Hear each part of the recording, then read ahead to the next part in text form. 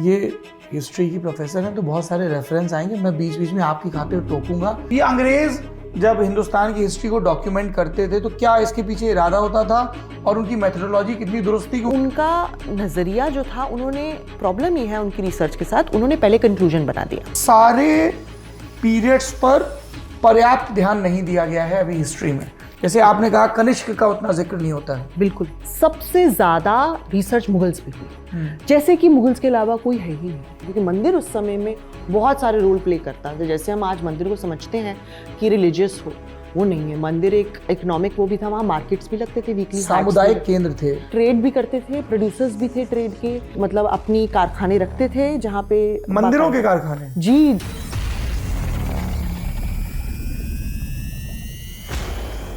सोमनाथ का जो जिक्र है कि सोमनाथ तोड़ा गया और मूर्ति तोड़ी गई, वो सिर्फ और सिर्फ फारसी सोर्सेज में जिक्र है इसका, संस्कृत सोर्सेज में कोई जिक्र ही नहीं है इसका। अगर सोमनाथ का तोड़ना इतनी बड़ी बात थी तो संस्कृत सोर्सेज में क्यों मेंशन है? मुझे कुल मिला के आपकी बात सुन के प्रोफेसर साहिबा ये लग रहा है कि हिस्ट्री जो है एक तस्वीर बनाने की कोशिश की जाती है जिसमें कयास बहुत है। हाँ, जो तस्वीर है वो कंप्लीट भी नहीं है और ना कभी कंप्लीट ना खुदाई हुई। तो अकबर का भी बनाया हुआ यहाँ एक पैलेस है, नीलकंठ पैलेस उसको अब बोलते हैं। नीलकंठ पैलेस जी, वो पैलेस है जो मंदिर में कन्वर्ट हो गया है।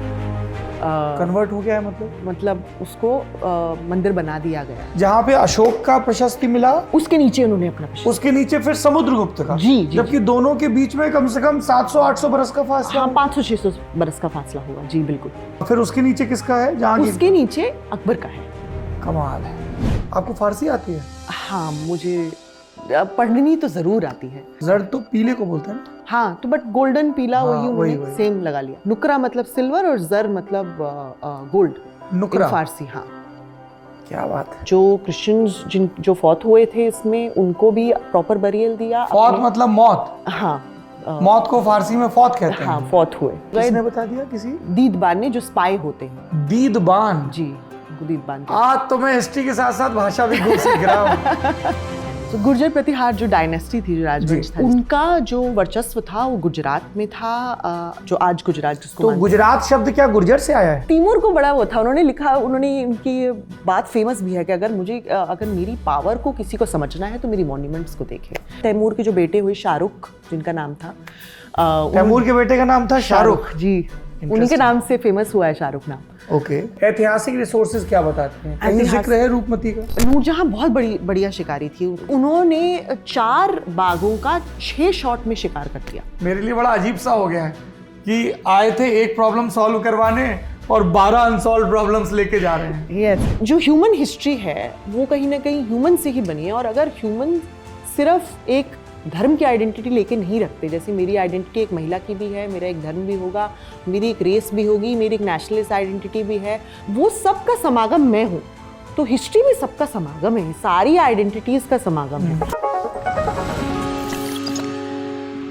बैठके के एक और एपिसोड में आपका स्वागत है। इस बार हम एक हिस्टोरियन के पास पहुंचे और हमने कहा कि ये जो दिल्ली और देश भर में मंदिर मस्जिद की बहस चलती रहती है, कुछ इसके बारे में हमारा ज्ञान बढ़ाइए कि हमारे और इनके और आपके भी पुरखे जब यहाँ अलग अलग इमारतें तामीर करवा रहे थे तो उसके पीछे की पॉलिटिक्स क्या थी, रिलीजन एक एंगल था या इकलौता एंगल था। इसके अलावा हमारे देश में जो तमाम इमारतें बनी हैं उन पर वास्तु के कौन कौन से प्रभाव हैं, हमारे देश में जो अहम महिला व्यक्तित्व हुए हैं उनका क्या योगदान है हिस्ट्री के बारे में, आर्किटेक्चर के बारे में, इन सब पर विस्तार से बात करेंगे। बातचीत के लिए हमारे साथ जुड़ रही हैं आईपी कॉलेज फॉर वीमेन में हिस्ट्री पढ़ाने वाली रुचिका शर्मा, जो जेएनयू से एमए और एमफिल कर चुकी है और मेरे ख्याल से पीएचडी चल रही है। पीएचडी मेरी सबमिट हो गई है। अभी अवार्ड हो गई है? शुड आई से डॉक्टर रुचिका शर्मा? नहीं, अवार्ड नहीं हुई है, जिससे पीएचडी कर रही हूँ। या हम लोग इस एपिसोड को तब तक के लिए रोक लें जब तक अवार्ड नहीं हो जाए? नहीं, बहुत देर हो जाएगी क्योंकि अभी मैंने सबमिट किया। तो कितना वक्त लगता है? 6 महीने मिनिमम। 6 महीने। तो हमारे साथ हैं भविष्य की doctor Ruchika Sharma. Is it safe to say पास तो हो जाओगी ना? पक्का हो जाऊंगी। तो क्या टॉपिक क्या है आपका पीएचडी का? मेरा पीएचडी का टॉपिक है constitution and transformation of urban space in Mandu Madhya प्रदेश।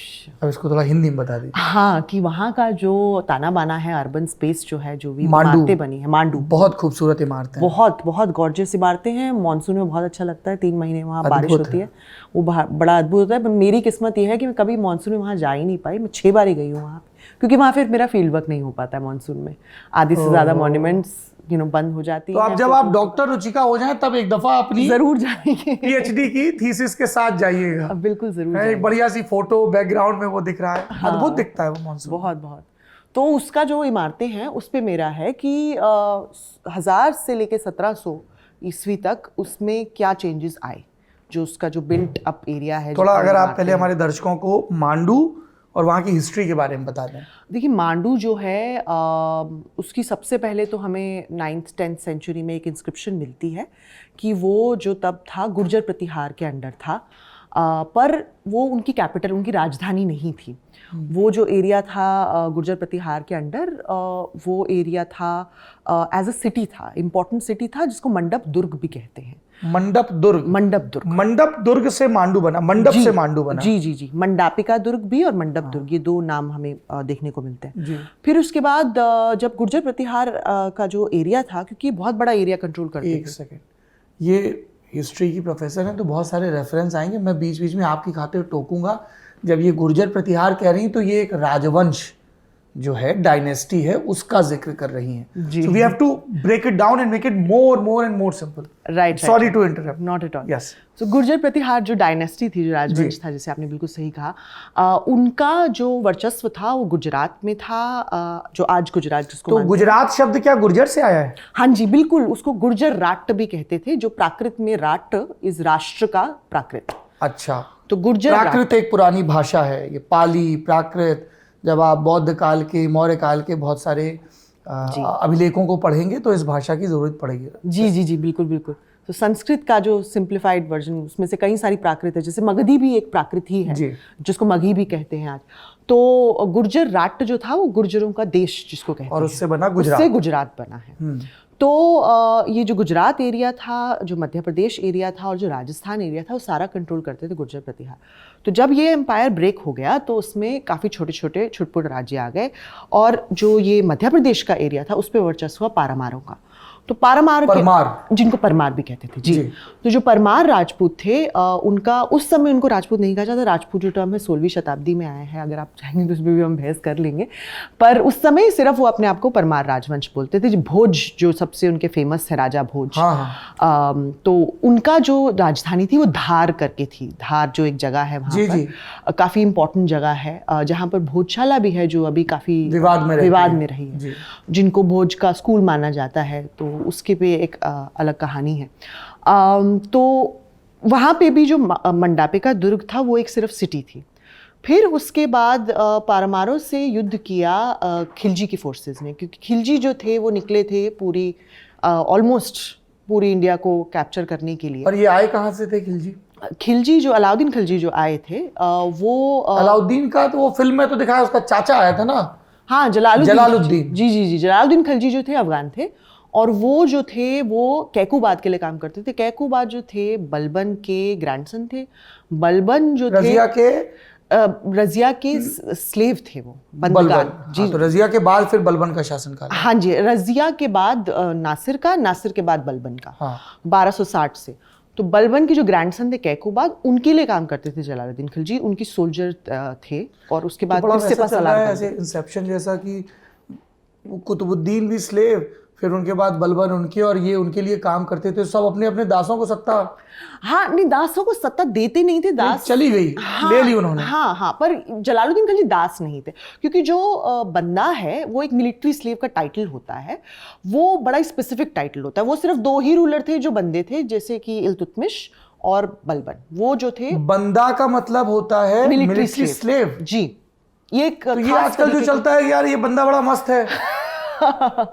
इसकी एटमोलॉजी थोड़ी अलग है। इसकी एटमोलॉजी जो है वो इंसान के तरीके पे थोड़ी अलग मानी गई है। और वो जो आप तो पंजाब से हैं, आपके जी पुरखे जी वहीं जी से जी हैं, जी तो वो जो बहादुर सिपाही हुए हैं गुरु के, बंदा बंदा बहादुर, बैरागी, जी जी जी जी जी, बंदा तो बहादुर उसमें भी थे। बंदा का मतलब he is a military slave? नहीं नहीं नहीं नहीं, वो मतलब अलग है, वो मिलिट्री स्लेव का मतलब नहीं है यहाँ पर। हाँ, तो क्या फिर अलग मतलब क्या है? अब इंसान के हिसाब से, जैसे हमारी पंजाबी में मेरी दादी मुझे कभी डांटती थी तो बोलती थी बंदा बन जा, मतलब भाई इंसान बन के बैठ बंदा जाओ। बन जा, अच्छा, मतलब इंसान बन जा। अच्छा, तो ये अलग वर्ड है दो। हाँ, वो चलिए, अलग वर्ड है। हाँ।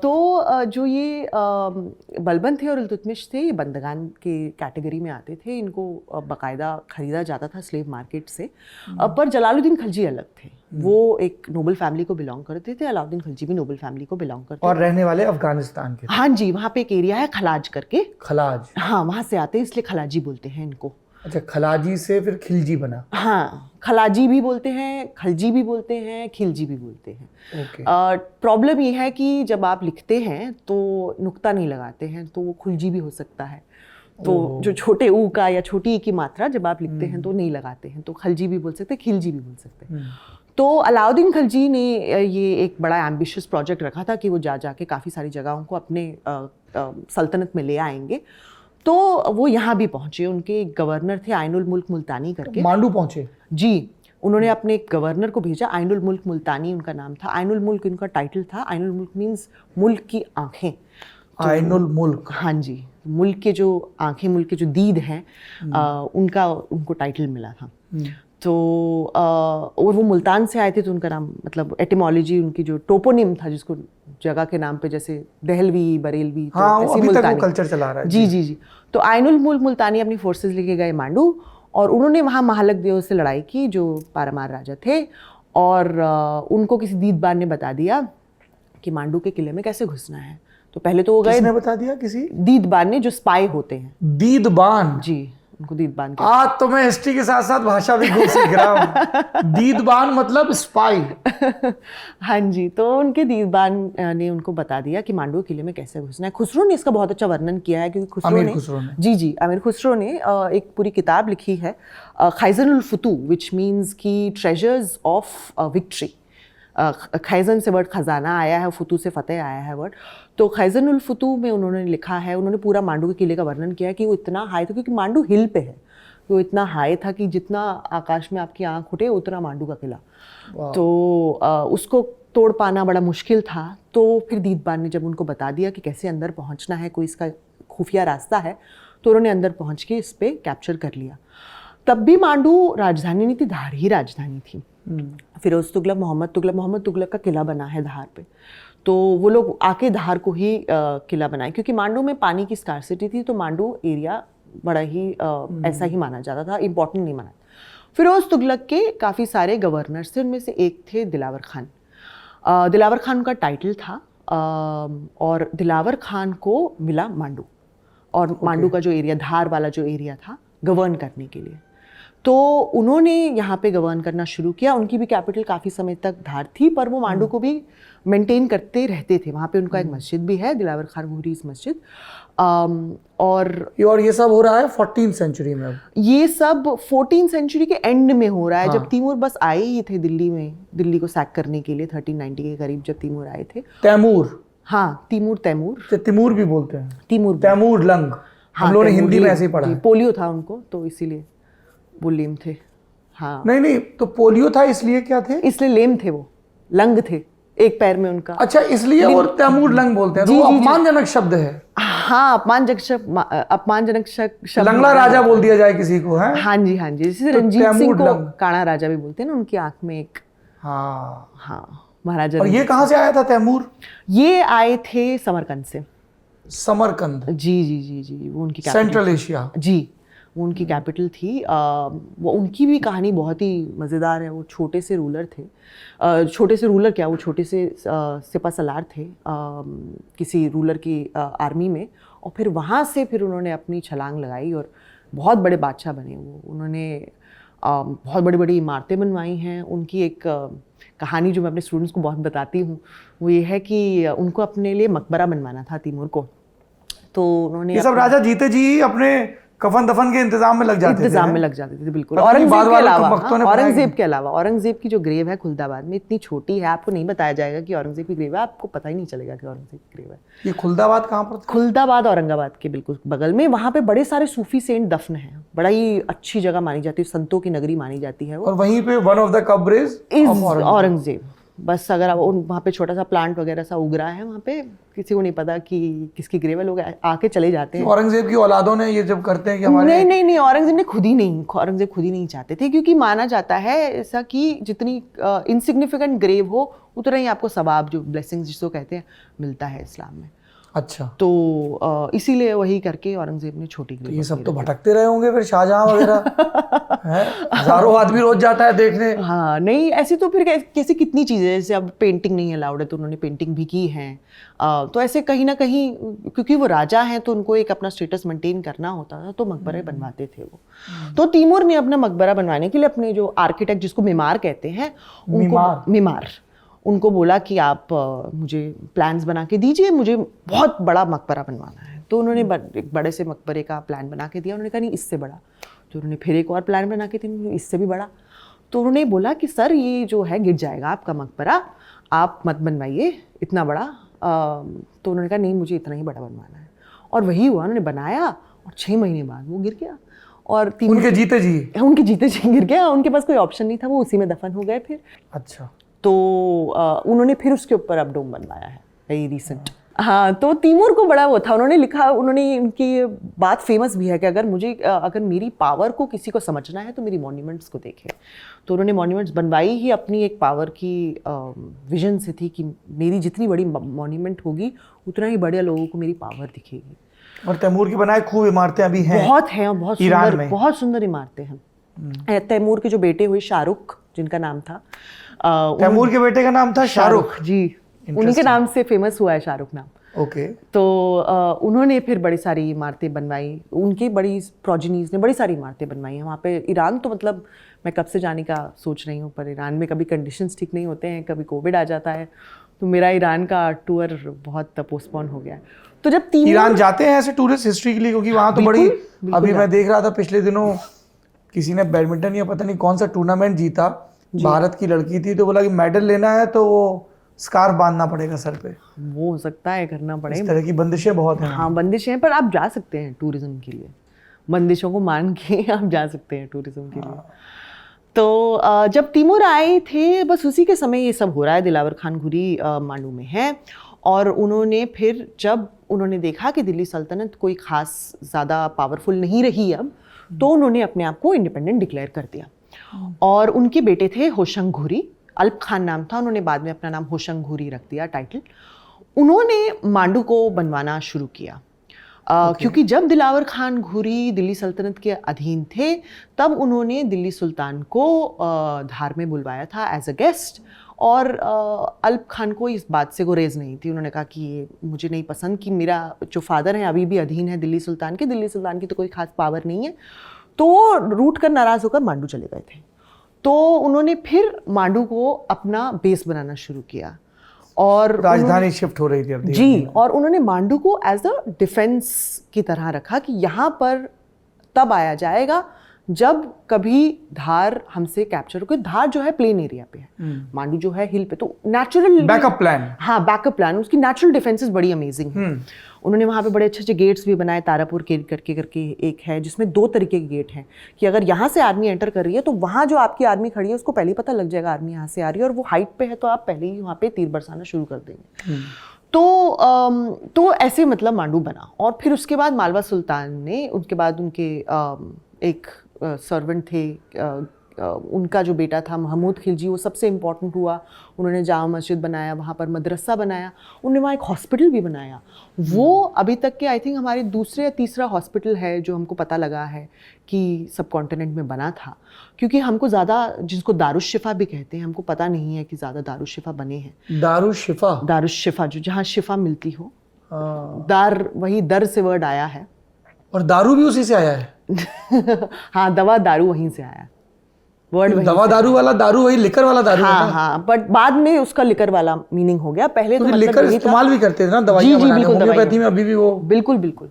तो इसीलिए दवा दारू वर्ड यहीं से आया। पर दार उस शिफा मतलब कि द एरिया ऑफ मेडिसिन, जहाँ पे आपको मेडिसिन मिले, जहाँ पे आपको शिफा मिले, जहाँ पे आप हील हो सके। अच्छा, वो जो खानदानी शिफा खाना लिखा रहता है, हाँ, वो यही पुराना शब्द है। शिफा खाना भी वर्ड यूज होता था जी। तो एक तो हमको पता है कुली कुतुब शाह ने बनाया। नहीं, ये बताइए तो क्या पहले जैसे गुप्ता डायनेस्टी ये सब थी तब इस तरह के सामूहिक अस्पताल वगैरह नहीं होते थे? हमें मिले तो नहीं है कोई एविडेंस, या चोल डायनेस्टी में हमें एविडेंस तो नहीं मिला है।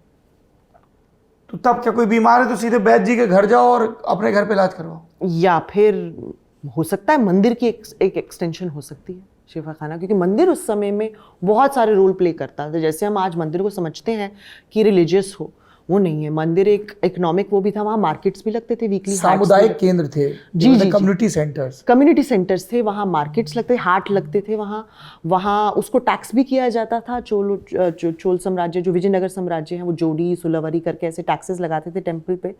टेम्पल जो है ट्रेड भी करते थे, प्रोड्यूसर्स भी थे ट्रेड के, मतलब अपनी कारखाने रखते थे जहाँ पे मंदिरों के कारखाने जी, जहाँ पे बाकायदा सामान बनता था उसको बेचते थे, और कंज्यूमर भी थे कि वहाँ से ट्रेड से वो क्या खरीदेंगे, या जैसे लग्जरी आइटम्स हो गए जो मूर्तियों में यूज़ होते हैं, सिल्क हो गया, जैसे कि आपने कपड़े बनाने हैं मूर्तियों के, वो सब ऑर्नामेंट्स हो गए, ज्वेलरी ऑर्नामेंट्स हो गई, तो वो सब ट्रेड से खरीदते हुए। तो मंदिर जो था एक बहुत ही वाइब्रेंट तरीके का मंदिर था। वहाँ पे काफ़ी कुछ हो रहा होता था। वहाँ पर विद्यालय भी होते थे, जो लोग हैं वहाँ पे तालीम भी लेने जाते थे। तो हो सकता है कि मंदिर के आसपास ही कोई अरेंजमेंट हो, अभी हमें ये पक्का नहीं है। पर विशुद्ध अस्पताल की दृष्टि से कहें तो ये दिलावर खान के बाद के दौर में ये जो जो शिफा खाना बना, इसका टेक्स्ट में भी वर्णन है, मासिर महमूद शाही करके टेक्स्ट है। और मेरा शोध कहता है किस भाषा में लिखा है ये टेक्स्ट? ये फारसी में जी। आपको फारसी आती है? हाँ, मुझे पढ़नी तो ज़रूर आती है, जिसमें मैं ट्रांसलेट करके सेक्शंस अपनी PhD में डाल सकूँ। अच्छा, एकदम आप एकदम से मॉडेस्टी आ गई करे। तो लगा मुझे बोलने के लिए ना बोल। नहीं, मुझे खुद ही नहीं आती है। मुझे सिर्फ मन नाम रुचिका शर्मा अस्थि आता है उसमें। अच्छा जी। तब तो आप ईरान जाएंगी तो वहां तो फारसी बोली जाती होगी? हाँ जी। वो फारसी और जो फारसी लिखी गई उसमें थोड़ा फर्क है, क्योंकि वो मॉडर्न फारसी है, मेडिवल एज और उसका जी। तो वो तो ये मांडू का मतलब यहाँ तक मतलब इतिहास है। 16वीं शताब्दी तक तो मालवा सुल्तान ही वहाँ पर रूल कर रहे थे। फिर गुजरात के सुल्तानों ने उस पर कब्जा कर लिया। बहादुर शाह करके सुल्तान थे, और उसके बाद फिर आए अकबर लेकर आए अदम खां को यहाँ पर, जो बड़े फेमस हैं। अदम खान, जिसको छाती पे लात मार के गिराया था अपने बेडरूम से निकल के, हाँ, गाली बकते हुए, जिसमें पेंटिंग भी है। वो पेंटिंग में भी उसमें ऐसे अदम खां गिर रहे हैं अपने क्या उसी जमाने की पेंटिंग है? हाँ जी, मैंने अपने चैनल पे भी वर्णन किया है। ये आई थिंक केशव दास ने इस पे रंगकारी की है, और शायद मिस्किन ने बनाई है, मुझे पक्का नहीं है किसने एग्जैक्टली बनाई है, बट रंगकारी केशव दास ने की है। रंगकारी का मतलब? कलरिंग पहले कोई अलग करता था और डिजाइन और ड्राइंग कोई अलग करता था। मुगल कोलैबोरेशन जी, कोलैबोरेटिव। तो ये अकबर के जमाने के रंगकार थे केशव दास? हाँ जी। पेंटर भी थे, रंगकार भी थे। कभी उन्होंने रंगकारी की है, जब वो सीख रहे थे उन्होंने रंगकारी किया, जब वो पेंटर बन गए उन्होंने अपने से पेंटिंग की है, ड्राइंग की है। तो अदम खान, हाँ, तो अदम खान की ऐसे पेंटिंग भी है, और अदम खान को वो फिर यहाँ लेकर आए, और अदम खान ने फिर ये एरिया को कैप्चर कर लिया। फिर उन्होंने एक अपना गवर्नर यहाँ छोड़ दिया, बाज बहादुर करके, जिन्होंने इस एरिया को काफ़ी समय तक रखा, बट फिर उसके बाद वो बागी हो गए, तो फिर अकबर को बाज बहादुर कंट्रोल करने के लिए यहाँ आना पड़ा। तो अकबर का भी बनाया हुआ यहाँ एक पैलेस है, नीलकंठ पैलेस उसको अब बोलते हैं। नीलकंठ पैलेस जी, वो पैलेस है जो मंदिर में कन्वर्ट हो गया है। कन्वर्ट हो गया है मतलब उसको मंदिर बना दिया गया है, वहाँ पर शिवलिंग लगा के। ये I think 18th 19th century की बात है, बहुत मॉडर्न है। वहाँ पर 2 ऐसे एग्जाम्पल्स हैं, एक वहाँ पर गार्ड हाउस भी है जिसको राम मंदिर बना दिया गया है, और एक ये है जिसको मंदिर बना दिया गया है। तो उसका नाम अब नीलकंठ पैलेस इसलिए क्योंकि मंदिर का नाम नीलकंठ है। हमें पता नहीं पैलेस का नाम क्या होगा, क्योंकि पैलेसेस के ऐसे कोई अलग से नाम होते नहीं थे उस समय। पैलेसेस का नाम या तो कलर्स पे होता था, जैसे कि हमें दिल्ली सल्तनत तो पता है पैलेस का नाम था कुश्क फिरोजा। तो कुश्क मतलब, हाँ, कुश्क मतलब पैलेस, और फिरोज मतलब वो कलर, फिरोजी, ब्लू पैलेस। कहाँ पे था ये? दिल्ली सुल्तान का पैलेस था, इल्तुतमिश के समय में भी था, रजिया के समय में भी। इसका कुछ व्यूज वगैरह कुछ? इसका हमें एक्सकवेशन, अभी तो एक्सकवेशन कोई खास हुई नहीं इस पे, तो हमें नहीं पता। पर इसके हमें वो भी नहीं पता। और जैसे पैलेसेस के नाम 1000 सुतून भी हो सकते थे, कि जैसे वही 1000 पिलर्स का पैलेस, जो तुगलक का पैलेस था, मोहम्मद तुगलक का। तो या तो वो नंबर जैसे 12 पुला, वो 12 खंभों पे पुल है तो 12 पुला। जी जी जी। तो ऐसे नाम इस हिसाब से होते थे कि आर्किटेक्चर में कोई ऐसी स्ट्राइकिंग फीचर जो लोगों को देख के पता लग सके, हाँ भाई ये कुश के फिरोज़ा है, या ये कुश के नील है कि नीला कलर है तो उसका कुश के नील कर दिया। मांडू में जो पैलेस है उसका नाम है कुश के जर्द, मतलब कि वो गोल्डन पैलेस है। तो ऐसे करके नाम उन्होंने, जर्द तो पीले को बोलते हैं ना। हाँ, तो बट गोल्डन पीला वही उन्होंने सेम लगा लिया। जर्दी जो अंडे के भीतर जरी का जरी पार्ट वर्ड होता है। गोल्ड से ही आया है, जो गोल्ड ब्रोकेट जिसको जर बोलते हैं। जर एक्चुअली वर्ड गोल्ड का ही है।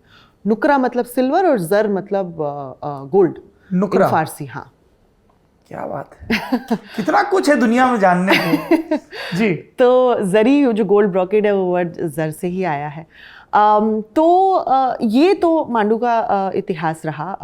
फिर अकबर आ गए, फिर अकबर के बाद जहांगीर भी आए वहाँ पे। जहांगीर ने तो काफ़ी समय वहाँ बिताया है और जहांगीर ने काफ़ी कुछ लिखा भी है उसके बारे में। जहांगीर ने हमें बताया है कि कौन सी मॉन्यूमेंट्स वहाँ थी।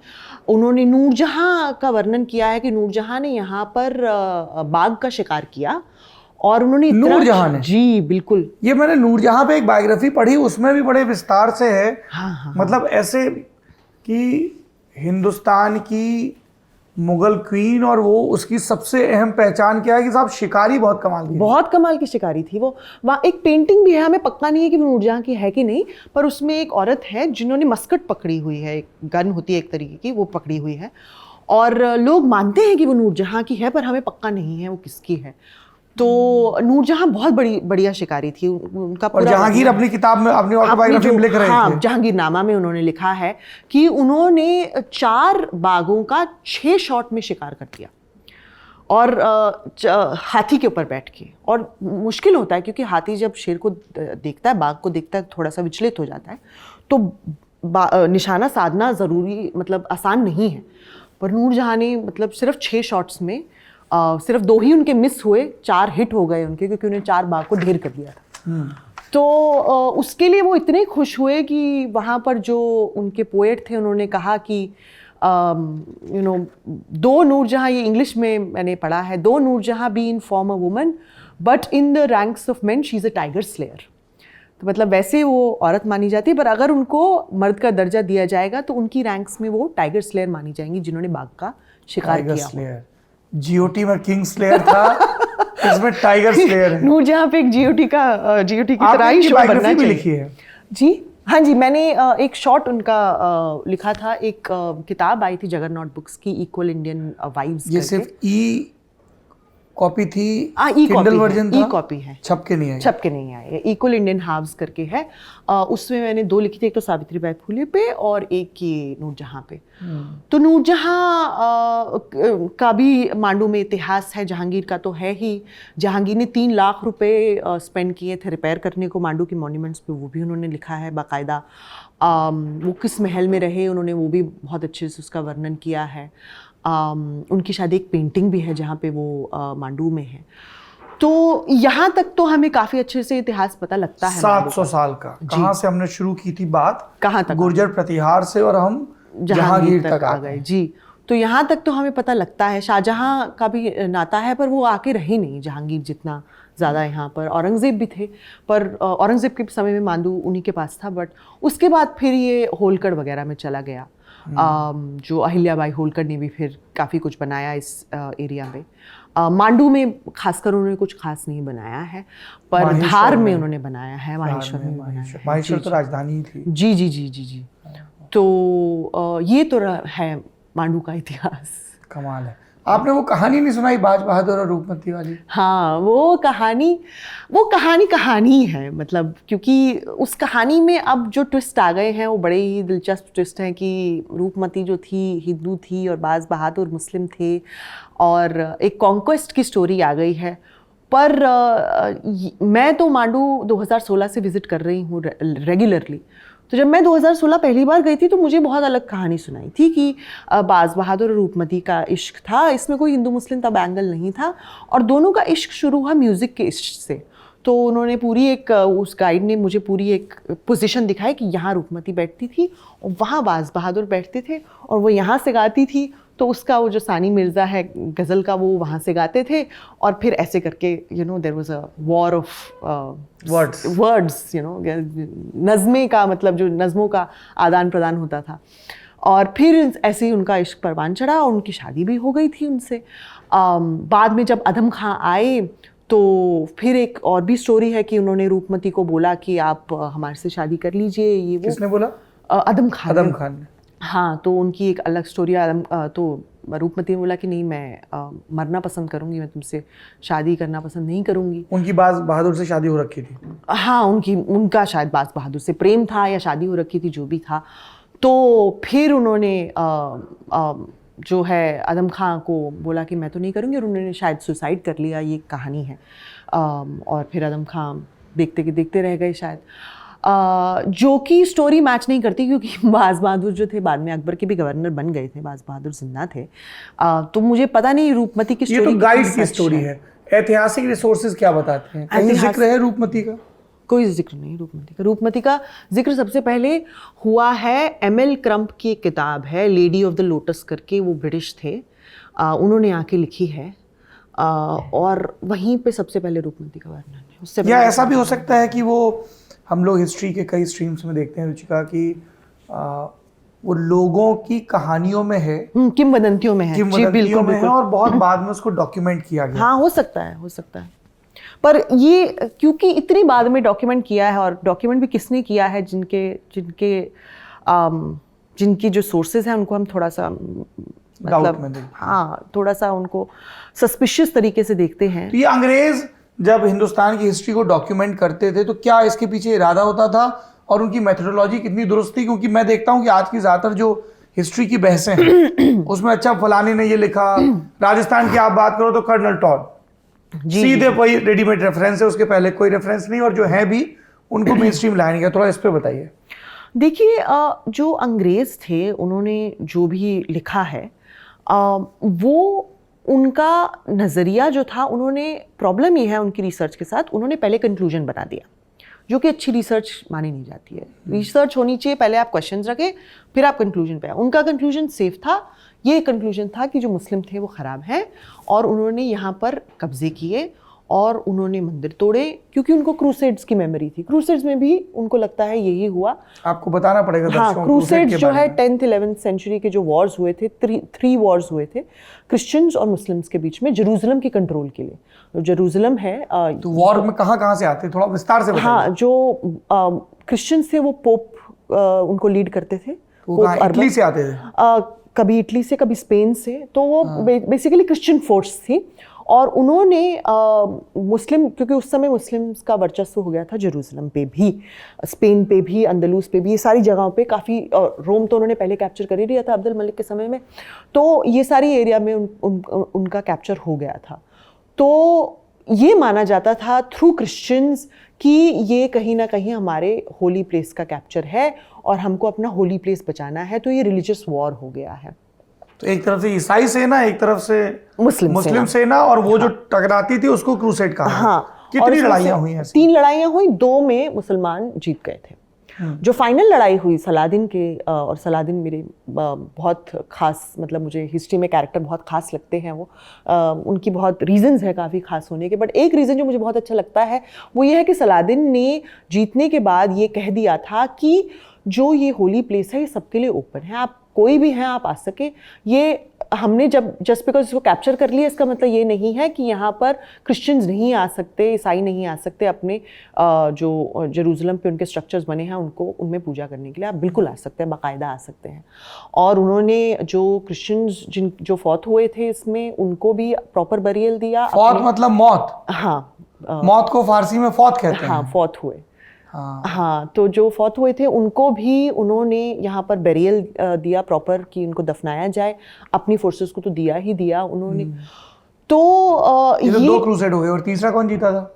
आखिरी कौन जीता? आखिरी तो सलादिन जीता। अच्छा, और उसके बाद से ये फिर ऑलमोस्ट यही बात हो गई कि आप कभी भी जाके जेरूसलम जा सकते हैं, किसी ने कोई रोक नहीं लगाई जेरूसलम पे कि आप नहीं आ सकते हैं और प्रेयर्स नहीं कर सकते हैं। वहाँ यहूदी भी जाते थे, टेम्पल ऑफ डेविड भी।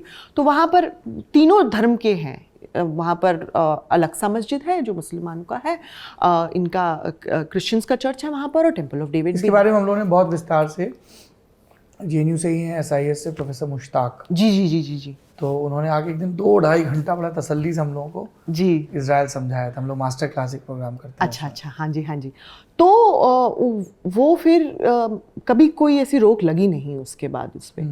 तो ये जो क्रूसेड्स की मेमोरी थी जो अंग्रेज़ों के पास थी, वो क्रूसेड्स की मेमोरी ये थी कि ये लोगों ने जैसे क्रूसेड्स में किया, जैसे इन्होंने जेरूसलम कैप्चर कर लिया, इन्होंने यही भारत में भी किया है कि धार्मिक एरियाज़ को कैप्चर किया अपना वर्चस्व जमाने के लिए, अपने रिलीजन का वर्चस्व जमाने के लिए। और वही जो आइडिया है, एक मुस्लिम जो बारबेरिक है, जो आकर लोगों को मारता है, जो मारकाट में बिलीव करता है, वही आइडिया उन्होंने यहाँ के जो मुस्लिम रूलर्स हैं उनको भी दिया।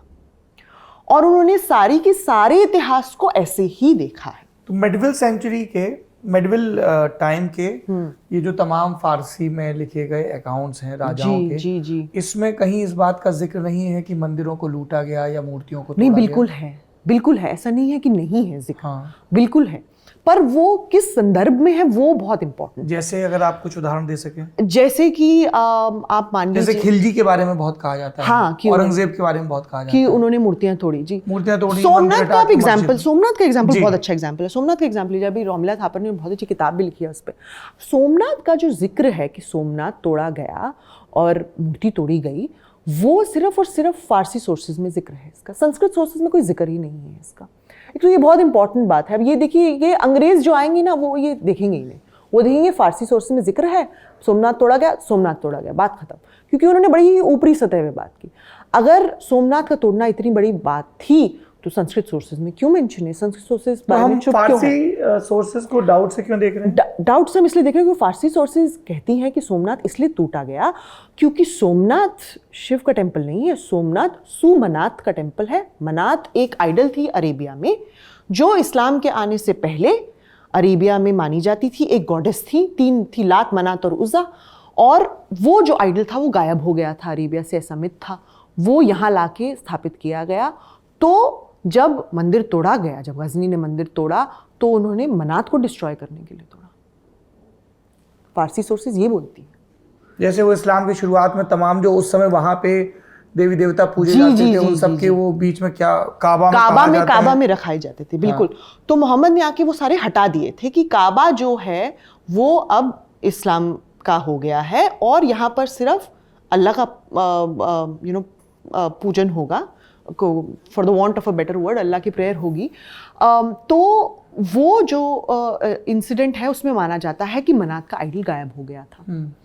तो जब मनात का आइडल गायब हो गया था, वो माना जाता है, बड़ी बड़ी जगहों में ऐसा है कि यहाँ मनात का आइडल फाइंड हुआ तो इस राजा ने यहाँ पर तोड़ दिया या यहाँ पर इस एरिया को कैप्चर कर लिया। ऐसा ही एक एरिया सुमनात भी माना जाता है, इसीलिए नाम सोमनाथ तो लिखते ही नहीं है, सुमनाथ लिखते हैं, which means the temple of मनात। ये सारे फारसी सोर्सेज में है। हाँ, ये फारसी रोमिला थापर ने इसके बारे में विस्तार। जी जी जी। तो ये बताइए, जैसे आप रोमिला थापर का रेफरेंस दे रही हैं जी, तो जो राइट विंग के हिस्टोरियंस हैं वो रोमिला थापर के इंटेंट पर भी क्वेश्चन करते हैं। बिल्कुल बिल्कुल। वो कहते हैं कि रोमिला थापर एक मार्क्सिस्ट इतिहासकार हैं और गवर्नमेंट को, जो रूलिंग रिजीम है, उसको प्लीज करने के लिए उन्होंने हिस्ट्री को, जो उस पॉलिटिक्स को सूट करता है, उसके हिसाब से लिखा। पिछले दिनों guest in the news room में हमारे यहाँ जेएनयू से ही प्रोफेसर पुष्पेश पंत आए थे जी। उन्होंने कहा, बताइए रोमिला थापर ने इतना लिखा एंशिएंट के बारे में, एंशिएंट हिस्ट्री के बारे में, ना तो उन्हें संस्कृत आती है और ना फारसी का उतना ज्ञान है, तो उन्होंने कैसे, कितने सेकेंडरी और टर्सरी सोर्सेज के बेस पे लिखा जिसको अब सब लोग एक प्राइमरी सोर्स की तरह मानते हैं?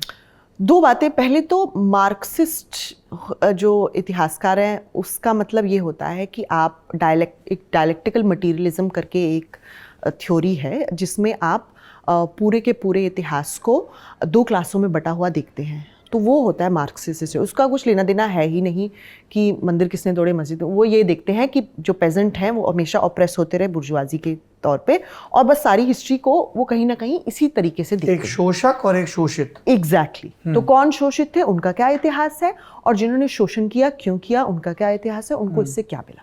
ठीक है, तो वो मार्क्सिस्ट हिस्टोरियोग्राफी होती है। रोमिला थापर वही करती हैं, काफ़ी सारे इरफान हबीब भी वही करते हैं।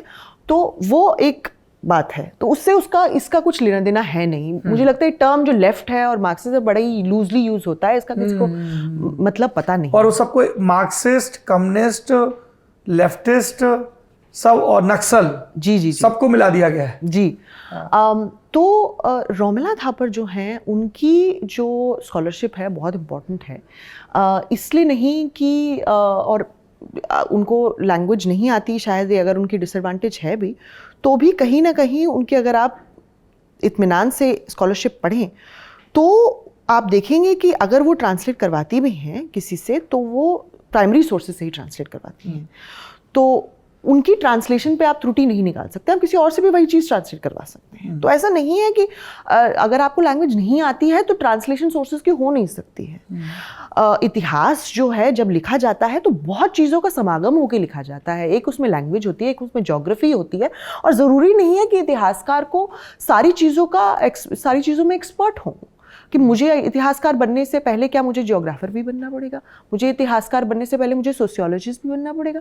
क्योंकि अब अगर मैरिज का इंस्टीट्यूशन आ गया किसी 15th सेंचुरी में, तो क्या मुझे अब फिर सिरे से मैरिज के इंस्टीट्यूशन को सोशियोलॉजिकली पढ़ना पड़ेगा? नहीं, मैं क्या करूँगी, जिस सोशियोलॉजिस्ट ने मैरिज के बारे में लिखा है मैं उसके बारे में उसको। तो हिस्टोरियन बनना मतलब कि आपने हिस्टोरिकल मेथड्स की अच्छे से स्टडी की है। लैंग्वेज एक एडेड होता है कि आपने लैंग्वेज भी सीख ली, वो बहुत बढ़िया बात है, फिर आप प्राइमरी सोर्सेज से देख सकते हैं। तो मुझे लगता है कि रोमिला थापर को अटैक करने के बहुत और जरिए हो सकते हैं। आप उनकी कोई भी स्कॉलरशिप सर्वोपरि नहीं होती है, कोई भी स्कॉलरशिप को पेडेस्टल पे नहीं रखना चाहिए। बिल्कुल कीजिए, क्रिटिक कीजिए, पर आप एक एकेडमिक क्रिटिक कीजिए। उनको लैंग्वेज नहीं आती है, ये एक क्रिटिक नहीं हो सकता है। फिर तो आप कहेंगे उनको सोशियोलॉजी नहीं आती है, उनको इकोनॉमी नहीं आती है। तो हम तो इतिहासकार हैं, हमारा भी एक चीज़ में ही एक्सपर्टीज है ना। तो उनको क्रिटिक करने के लिए और तरीके हो सकते हैं। पर और सोमनाथ की जो हम लोग बात कर रहे थे, जी जी जी, तो उसमें जो पर्शियन सोर्सेज हैं वो और क्या क्या लिखते हैं, कौन कौन से सोर्सेज हैं ऐसे? एक तो सोर्सेज खुद जो गजनी ने खुद ही लिखवाए हैं, क्योंकि गजनी गाजी बनना चाहते थे। गाजी मतलब जो रिलीजियस वॉर फाइट करते हैं, जो रिलीजन के लिए फाइट कर रहे हैं। अच्छा, तो उनको जो गाजी का टाइटल चाहिए था वो इसी के थ्रू चाहिए था कि उन्होंने जो मनात का आइडल जो लोग नहीं ढूंढ पा रहे हैं वो डिस्ट्रॉय कर दिया। देखिए कितने बड़े गाजी हैं। तो उन्होंने, उनका प्रोपेगेंडा यहाँ ये है, उनका प्रोपेगेंडा ये है ही नहीं कि मैंने शिवलिंग को डिस्ट्रॉय कर दिया और मैं दूसरी तरीके का गाजी हूँ कि भाई मैं। पर ये बताइए कि देखिए मुझे तो हिस्ट्री आती नहीं, मेरे पास सिर्फ सवाल है। जी जी बिल्कुल। कि वो मनाद वाली पूरी जो एक जो अरब मुल्क हैं वहाँ की एक थ्योरी है जी, पर शंकर के समय में जी 4 ज्योतिर्लिंग स्थापित हुए, उसमें से एक सोमनाथ में था। 14 ज्योतिर्लिंग हुए जिसमें से एक सोमनाथ में था। ज्योतिर्लिंग वहीं पे होता है जहाँ पे शिवलिंग की पूजा होती है और बहुत मान्य है। जी बिल्कुल। जैसे एक उज्जैन में महाकाल है, केदारनाथ है। तो ये तो इस्लामिक जब बिल्कुल बेसिक शुरुआती दौर था तब का डॉक्यूमेंट है। तो अब हम ऐसे में कौन सा माने? जी देखिए, मानना हमें उन समय का सोर्सेज चाहिए जब ये तोड़ा ताड़ी हो रही है। जैसे कि पर्शियन सोर्सेज वो उसी समय का लिख रहे हैं, आई विटनेस अकाउंट्स हैं कि ये हो रहा है। सोर्सेज अरेबिया में क्या थी या सोर्सेज बाद में इस सोमनाथ को कैसा देखा गया, उस पर भी एक चर्चा हो सकती है। पर इवेंट को कैसे देखा गया या इवेंट का सच क्या है वो इवेंट की सोर्सेज से ही पता लगेगा। वो सोर्सेज जो इवेंट को देखती हैं, जैसे कि एक सोर्स है गोवा में जो कंबोज राजा थे, उन्होंने लिखी है, बड़ी क्लोज लिखी है। जैसे ही सोमनाथ का टेम्पल का ये इंसिडेंट हुआ उसके आई थिंक 20 साल बाद ही लिखी गई कि इंस्क्रिप्शन उन्होंने विजिट किया था सोमनाथ के टेम्पल को, और उन्होंने इंस्क्रिप्शन में कहीं ये जिक्र नहीं किया है कि मंदिर टूटा हुआ। क्या लिखा है? लूटा गया है? नहीं, कुछ नहीं लिखा है। उन्होंने ना लूटपाट की जिक्र किया ना। गजनी ने क्या किया फिर वहां के? वही जो फारसी, हमारे पास कोई और सोर्स ही नहीं है। तो गजनी खुद क्या लिखता है? गजनी खुद ही लिखते हैं कि उन्होंने जाके सोमनाथ के टेम्पल को डिस्ट्रॉय किया और जो मूर्ति थी उसको तोड़ा। मनात की मूर्ति को तोड़ा, उन्होंने ये पक्का लिखा है। तो बड़ा और कंफ्यूजिंग हो गया है। बिल्कुल। तो इवेंट और वो जो लूटने के लिए आता था बार बार, 17 बार हमला किया, वो सब 17 बार किसने हमला किया? सोमनाथ ने, सोमनाथ पे 17 दफा हमला हुआ। ये 17 बारी हुआ, ये इसका कोई वो नहीं है, हमारे पास पुख्ता सबूत नहीं है। हमला हुआ ये पता है, कितनी बारी हुआ हमें नहीं पता है। अच्छा, हमला हुआ है इसके बारे में हमको पक्का है कि कुछ ना कुछ तो डिस्ट्रक्शन हुई है। हम कोई पर वो कंबोज राजा है, उसने फिर क्या लिखा है? उसने बस ये लिखा कि मैं यहाँ मंदिर देखने आया, मंदिर ऐसा था और मैं यहाँ पर अपनी इंस्क्रिप्शन इसलिए छोड़ के जा रहा हूँ कि मैं अपनी लेगेसी बताना चाह रहा हूँ कि भैया मैं सोमनाथ पे आया, कितना बड़ा मंदिर है। ऐसा भी हो सकता है कि वो लूट के गया हो, फिर से बना दिया गया हो मंदिर। बिल्कुल, यही इसी पे आ रही थी। ये बहुत बारी होता है। देखिए, मैं आपको एक और बात बताऊं, इससे पहले, और ये भी रोमिला थापर ने लिखी है, सोमनाथ के मंदिर को अभीरों ने भी लूटा है। अभीर जो थे गोवा में, गुजरात में बंजारे थे और वो काम किया करते थे कि अगर गुजरात के कोस्ट पे, जैसे भारूच जो पहले कोस्ट होता था वहां पे, जिसको भृगु कच्छा भी कहते थे, जिसको भरूच बोलते हैं, फिर खंबात हो गया, उसको भृगु कच्छ भी बोलते हैं। भृगु कच्छ बोलते, संस्कृत नाम उसका भृगु कच्छ है।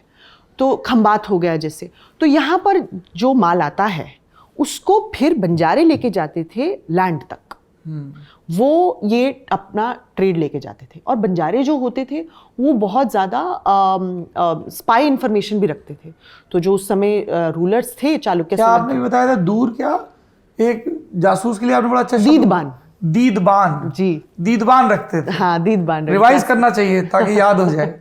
हाँ, तो वो दीदबान इनको रखते थे कि क्योंकि इतनी जगह घूमते हैं, इनके पास सब जगह की इंफॉर्मेशन रहती है। हाँ। तो ये हमको इंफॉर्मेशन बताएंगे। तो अभीर जो थे, क्योंकि उनका जो जॉब है उसमें कोई परमानेंट सोर्स ऑफ इनकम नहीं है, वो अधिकांश मंदिरों को लूटा करते थे। उन्होंने सोमनाथ के मंदिर को भी लूटा। ये किसने लिखा है? ये हमारे पास सोर्स मौजूद है एज एन इंस्क्रिप्शन कि अभीरों ने ये मंदिर इस समय में लूटा। किसका इंस्क्रिप्शन है वो इंस्क्रिप्शन हमें पूरा तो पता नहीं लगा है, क्योंकि इंस्क्रिप्शन आधे से ज़्यादा लेजिटिमेट नहीं होती हैं, लेजिबल नहीं होती है, नॉट लेजिबल, लेजिबल नहीं होती हैं, कि कुछ मुझे कुल मिला के आपकी बात सुन के प्रोफेसर साहिबा ये लग रहा है कि हिस्ट्री जो है जी, वो बहुत सारे जो उपलब्ध सोर्सेज हैं जी, उनसे बना के एक तस्वीर बनाने की कोशिश की जाती है, पर वो जिसमें तस्वीर कयास बहुत हैं। हाँ, और जो अंदाजे हैं बहुत। जो तस्वीर है वो कंप्लीट भी नहीं है और ना कभी कंप्लीट ना खुदाई हुई, आधी चीजें मिली नहीं, बिल्कुल बिल्कुल बिल्कुल नहीं मिली। और यही है इतिहास। हमें लगता है कि इतिहास में हर चीज़ का एक आंसर है, इतिहास में हर चीज़ का आंसर नहीं है।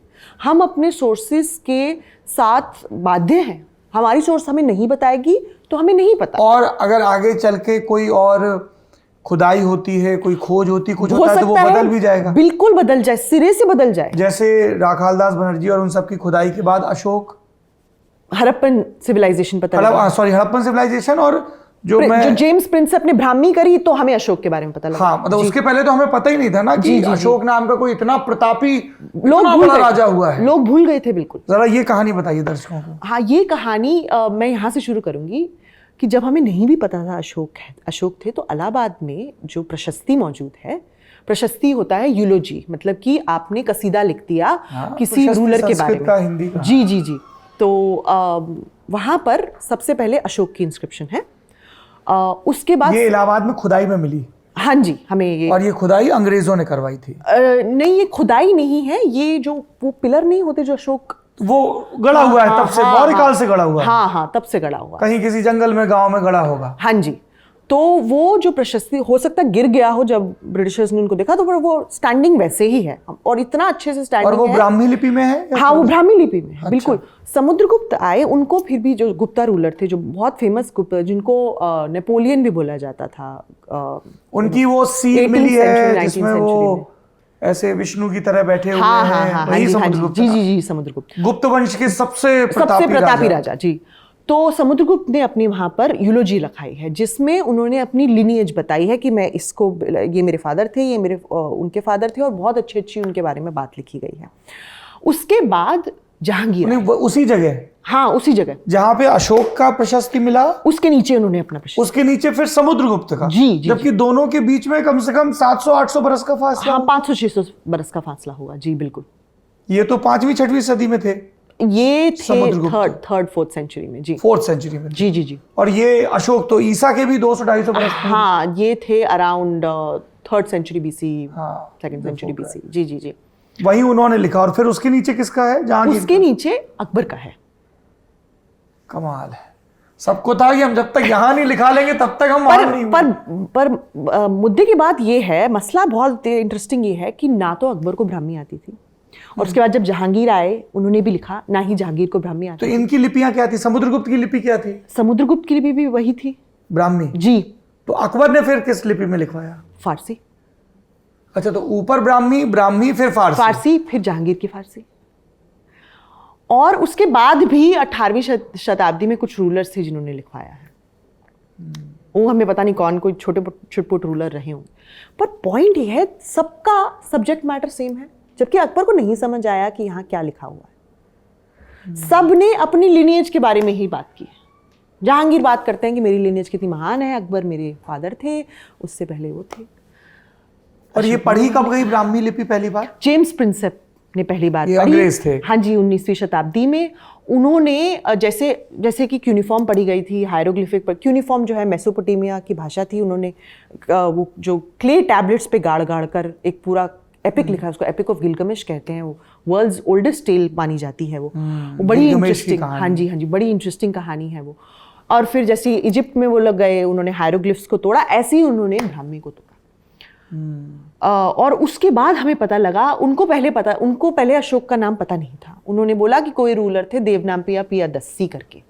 देवनाम प्रियदर्शी। हाँ, देवनाम प्रियदर्शी, जो कि संस्कृत में है देवनाम प्रियदर्शी। और प्राकृत में देवताओं का प्रिय और दिखने में मनोहारी। वो कहीं ना कहीं लोग इसको इस लेजेंड से रिलेट करते हैं कि अशोक बड़े गुड लुकिंग नहीं थे, और इसीलिए उनको फिर उनका जो बिंदुसार थे, उनके जो फादर थे, उन्होंने रूल उनको देने से मना कर दिया क्योंकि वो बड़े कुरूप थे।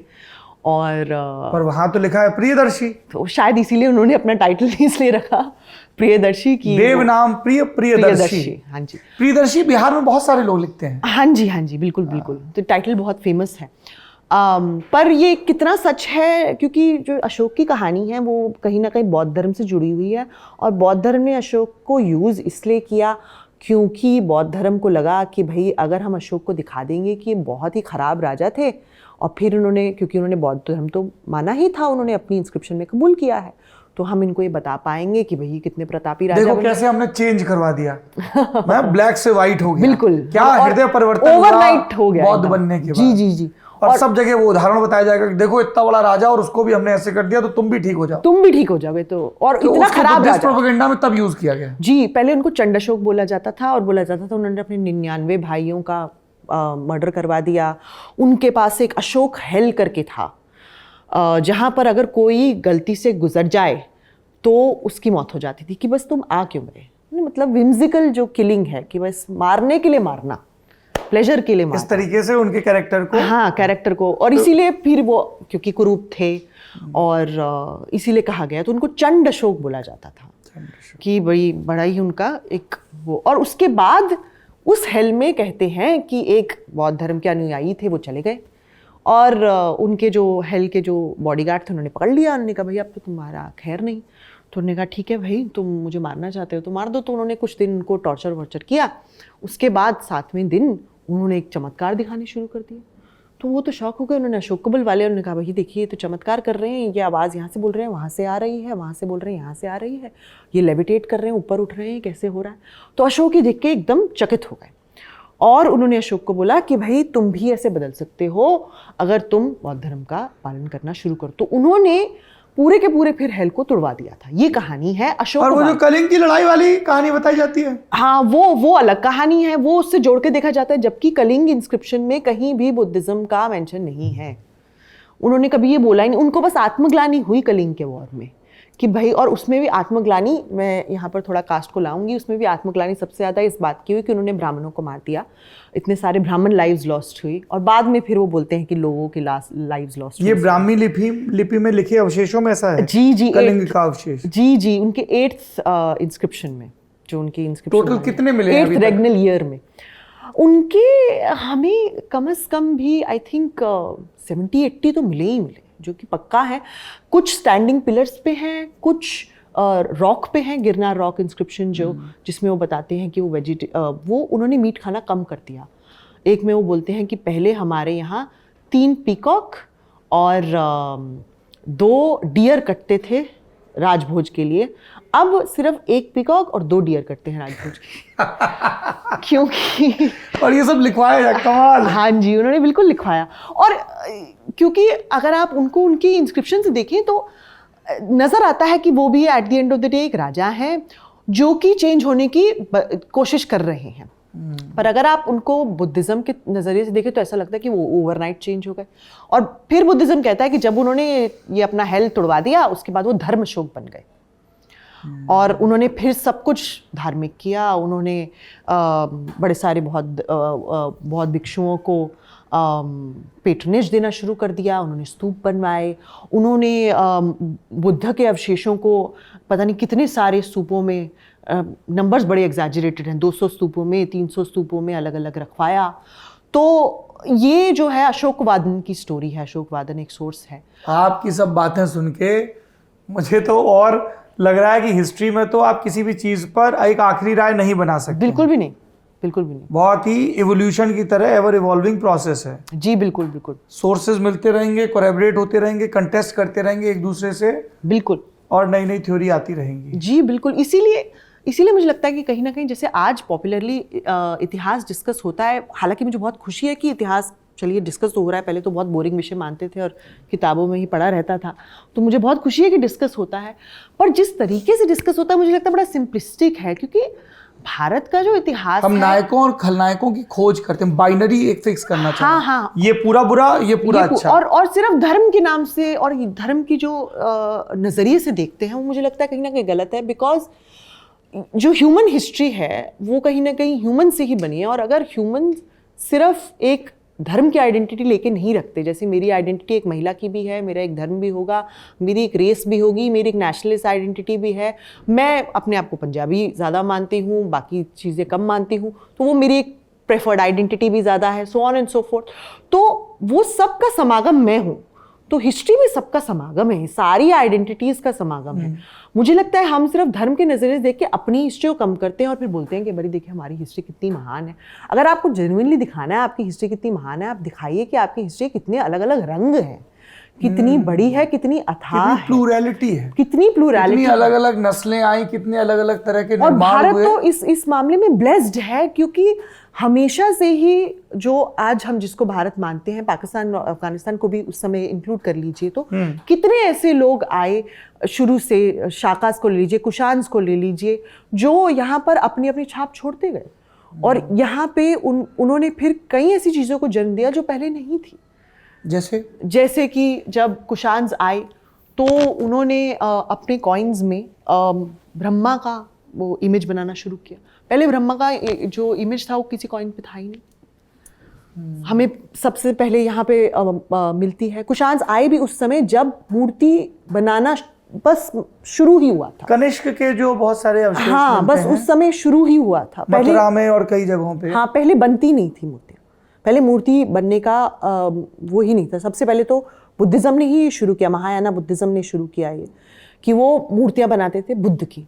उससे पहले जो हिनयाना बुद्धिज़्म था उसमें सिर्फ स्तूप बनते थे, और बुद्ध को दिखाने के लिए वो अलग अलग चीज़ें बना दी, जैसे उन्होंने बोधि ट्री बना दिया, तो ये सिंबल हो गया बुद्ध का। पहले बुद्ध बनते नहीं थे, शक्ल बनती नहीं थी।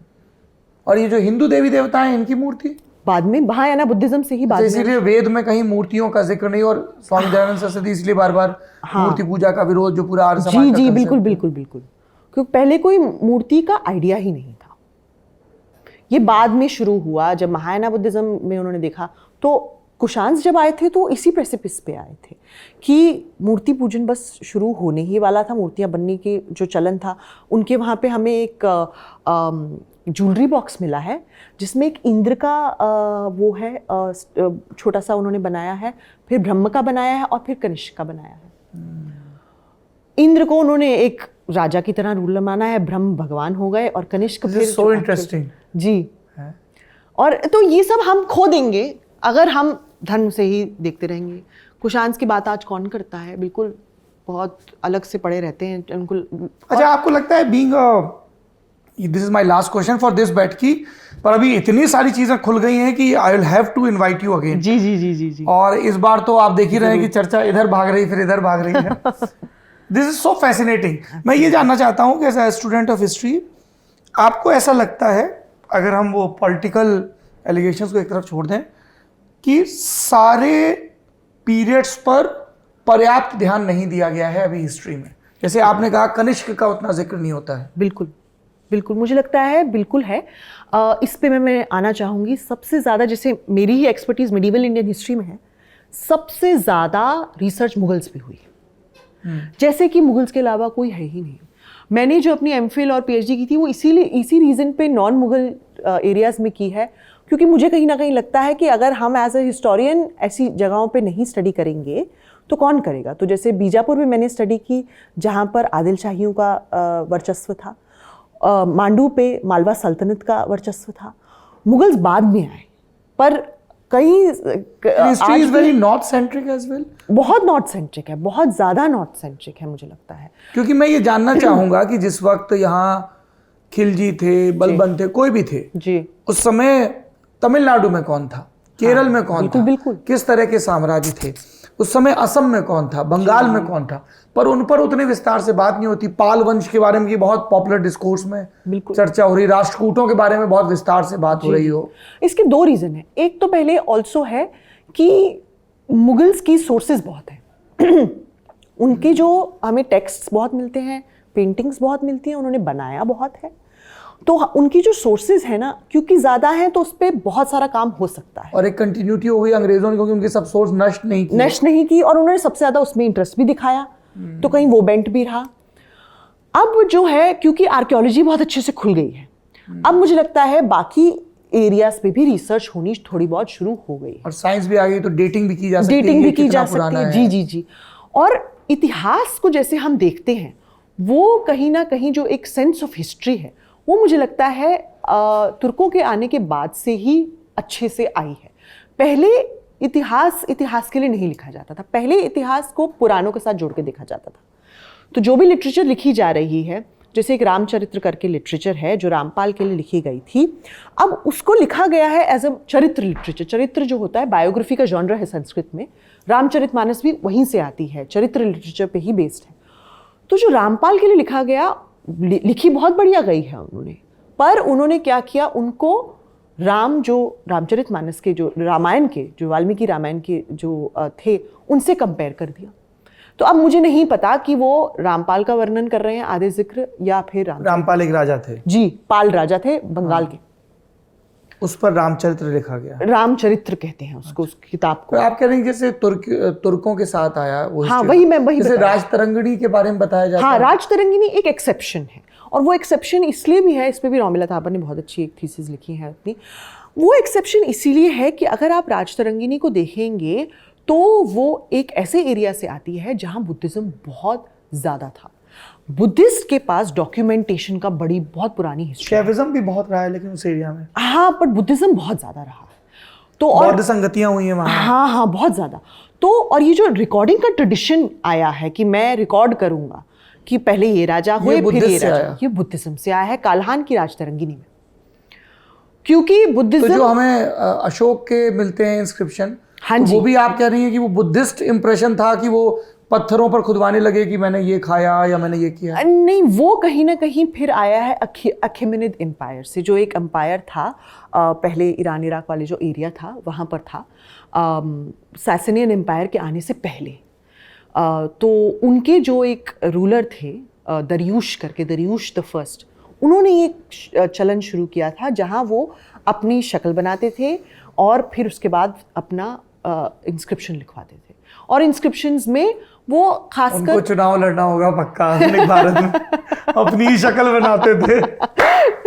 तो कमाल है। उनके साथ ट्रेड होता था अशोक की कंट्री का, जो अशोक का, तो वहां से ये आइडिया आया हो सकता है। बट अशोक यूनिक है क्योंकि अशोक ने फिर इसको यूज किया अपनी कमांड्स देने के लिए, बुद्धिज्म को बढ़ाने के लिए, उन्होंने बहुत चीज़ों के लिए फिर इसको यूज़ किया। पर अशोक को तो हम भूल गए थे ना काफ़ी समय बाद। तो अशोक का जो हिस्टोरिकल ट्रेडिशन है वो सिर्फ अशोक तक ही सीमित रह गया, उसको किसी ने ज़्यादा बढ़ाया नहीं। इंस्क्रिप्शंस में ही मिलता है। टेक्स्ट के मामले में जो हिस्ट्री रिकॉर्डिंग हुई वो सिर्फ पुराणों की कि युग आए, पहले ये युग, कलयुग में ये हुआ, त्रेता युग में ये हुआ, तो वो एक सेंस ऑफ हिस्ट्री रिलीजियस ही रह गई। जब तारीख ट्रेडिशन आया तो वो सेंस ऑफ हिस्ट्री कहीं ना कहीं रिलीजियस से इसलिए जुदा थी बिकॉज वहाँ एक कॉज एंड इफेक्ट है कि अगर इस रूलर ने ये किया तो वो क्यों हुआ, ये पॉलिसी वो क्यों लाए।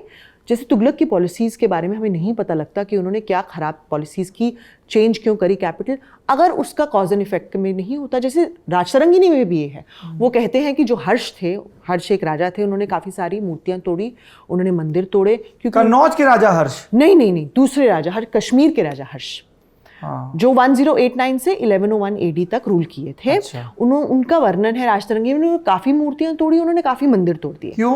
क्योंकि उनको वो बौद्ध थे क्या? क्योंकि नहीं, क्योंकि उनको मंदिर को लूटना था, उन्होंने धन की स्रोत की तरह देखा, उनकी फिजूल खर्ची बहुत बढ़ गई थी, तो उनको पैसा चाहिए था। तो मूर्ति तोड़ के कौन सा पैसा मिलेगा?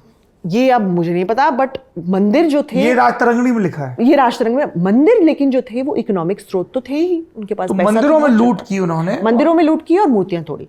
मूर्तियां कुछ ले भी गए जो सोने की बनी थी, वो ले गए, उनसे ज्वेलरी हटवा ली, और उन्होंने अब कहीं ना कहीं मुझे लगता है एग्जैजरेशन भी है काल्हान का, वो कहते हैं मंदिर मूर्तियां जो थी सड़कों में पड़ी हुई उनको दिखी और मड में लिप्त दिखी। तो ये जो कहीं जो आइडिया है उसको वो कहते हैं, अब उनका विश्लेषण होना चाहिए कि ये क्यों हुआ, उनका एक्सपेंडिचर क्यों इतना ज़्यादा हो गया कि उनको ये तोड़ना पड़ा। वो कहते हैं कि ये इसलिए हुआ क्योंकि कहीं ना कहीं ये डिवाइन रिट्रीब्यूशन है, क्योंकि उन्होंने ब्राह्मणों की जॉब काट के कायस्थों को दे दी थी, इसलिए। अरे यार ये तो बहुत तो आप देखिए ना, कॉज एंड इफेक्ट यहाँ आया नहीं। अब अगर आप मोहम्मद तुगलक के बारे में पढ़ेंगे तो कहेंगे कॉज एंड इफेक्ट ये है कि जो तुगलक थे वो उन्होंने समझा नहीं कि भाई वो विजनरी नहीं थे, उन्होंने ये नहीं देखा कि अगर मैं कैपिटल चेंज कर दूंगा तो और समर मंथ्स में कर दूंगा तो कितनी ख़राब बात हो जाएगी, लोग जाते जाते कितना उनको परेशानी होगी, फिर उन्होंने वापस अपनी कैपिटल तो एक कॉज एंड इफेक्ट का जो कैपिटल को एस्टैब्लिश होने में भी बहुत वक्त लगता है। हाँ, बहुत वक्त, और वही करेंसी चेंज में भी हुआ। हाँ, उन्होंने ये नहीं बोला कि भाई वो इंसान ही खराब थे, उनको उन पे अल्लाह का प्रकोप था, ऐसा कुछ उन्होंने ये बात को रिलीजन से जोड़ के नहीं देखा है। पॉलिटिक्स वो पॉलिटिक्स सेक, और अगर पॉलिटिकल हिस्ट्री है भी तो उसका एक कॉज एंड इफेक्ट है।